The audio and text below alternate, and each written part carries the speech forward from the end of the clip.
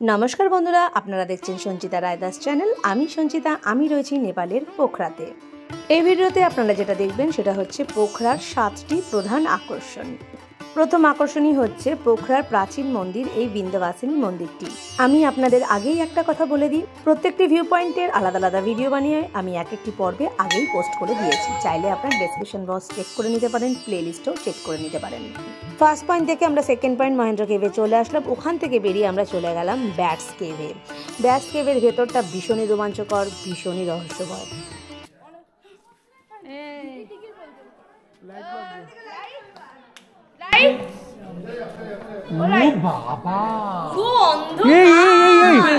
Bats কেভের ভেতরে ঢুকে আমরা বেশ চমকে গিয়েছিলাম।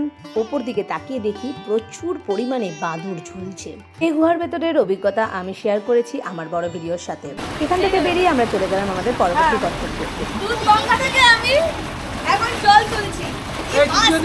দুধগঙ্গা দেখার পর আমাদের পঞ্চম দ্রষ্টব্য স্থান ছিল দেভিস ফলস। প্রতিটা দ্রষ্টব্য স্থান দেখার জন্য এন্ট্রি ফিস লেগেছে এক একটা জায়গায় এক এক রকম। এবার চলে আসলাম আমাদের 6th ভিউ পয়েন্ট গুপ্তেশ্বর গুহা। সবশেষে চলে আসলাম আমরা 7th and last view point Phewa লেকের সামনে। এই লেকের সৌন্দর্য, এই লেকের সামনে হওয়া সন্ধ্যা আরতি সবকিছু বিস্তারিত জানিয়ে আমি বড় ভিডিওতে অলরেডি পোস্ট করে দিয়েছি। সময় করে আপনারা দেখে নেবেন। তাহলে আজ এইটুকুই থাক, পরবর্তী পর্বে থাকবে পোখরার আরও কিছু ভিউ পয়েন্ট। এখন তাহলে আসি কেমন? ভালো থাকবেন, সুস্থ থাকবেন, সাবধানে থাকবেন। Bye bye.